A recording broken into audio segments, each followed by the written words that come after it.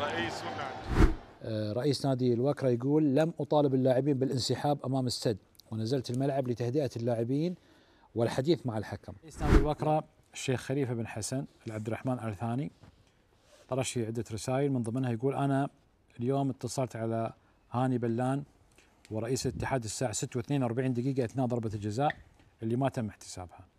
يقول: أنا اللي جبت ناجي الجويني، وهو اللي طلع حكام دوليين في دولة صغيرة نسبيا في عدد سكانها، ودول كبرى في آسيا وسكانهم كبار ما عندهم هالحكام الدوليين. الكابتن ناجي الجويني يرشح لهم واحد يكون بديل له، والكابتن هاني بلان هو اللي وقف الموضوع وجاب الروسي، واقروا تاريخ الروسي قارنوه باللي جايبه الكابتن ناجي الجويني. للعلم حتى المكافآت يقول أنا أدفعها من جيبي، وبديت أهتم بالنادي وبديت أحضر التدريبات وأحب الرياضة.